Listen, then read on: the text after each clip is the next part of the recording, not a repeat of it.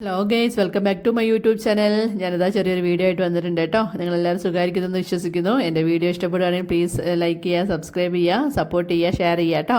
അപ്പോൾ നമ്മൾ ഇന്ന് കുംഭമേളയെ കുറിച്ചിട്ടാണ് കേട്ടോ ഇന്നത്തെ ഒരു വീഡിയോ എന്ന് വെച്ചാൽ നമ്മൾ കുംഭമേളയെ പറ്റിയിട്ടാണ് കേട്ടോ. ഈ ജനുവരി 16 തുടങ്ങി ഫെബ്രുവരി 3-ാം തീയതി വരെ നീണ്ടു നിൽക്കുന്ന ആഘോഷമാണ് അല്ലേ. അപ്പോൾ നമ്മൾ ഇപ്രാവശ്യത്തെ ഒരു പ്രത്യേകത എന്താണെന്ന് വെച്ചാൽ നമ്മൾ കാശിയിൽ ഹരിദ്വാറിലൊക്കെയാണ് കുംഭമേള നമ്മൾ സാധാരണ ടി വിയിലും ഫോണിലൊക്കെ കണ്ടുവരാറുള്ളത് അല്ലേ. അപ്പോൾ നമ്മുടെ ഈ തവണ നമുക്ക് നമ്മുടെ സ്വന്തം ദൈവത്തിൻ്റെ നാടായ കേരളക്കരയിലാണ് ഈ കുംഭമേള നടക്കുന്നത് അല്ലേ. അപ്പോൾ എന്താണ് ഈ കുംഭമേള എന്ന് നമുക്ക് നോക്കിയാലോ. ഹൈന്ദവ പുരാണങ്ങളിലെ ദേവന്മാരും അസുരന്മാരും കൂടി ചേർന്ന് പാലാഴി കടഞ്ഞ് അമൃതെടുത്ത കഥ നമ്മളെല്ലാവരും കേട്ടിട്ടുണ്ടാവും അല്ലേ.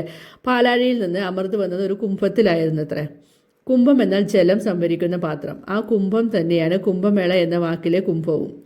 12 വർഷ കാലയളവിൽ 4 പ്രദേശങ്ങളിലായി 3 വർഷം ഇടവിട്ട് മാറി മാറിയാണ് ഈ കുംഭമേള നടക്കുന്നത്. ഉത്തർപ്രദേശിലെ പ്രയാഗ്രാജ്, അതുപോലെ തന്നെ മധ്യപ്രദേശിലെ ഉജ്ജയിൻ, മഹാരാഷ്ട്രയിലെ നാസിക്, ഉത്തരാഖണ്ഡിലെ ഹരിദ്വാർ, ഈ 4 പ്രദേശങ്ങൾ തിരഞ്ഞെടുക്കാൻ ഒരു കാരണം പുരാണങ്ങളിൽ തന്നെ പരാമർശിക്കുന്നുണ്ട്. അതെങ്ങനെയാണ്?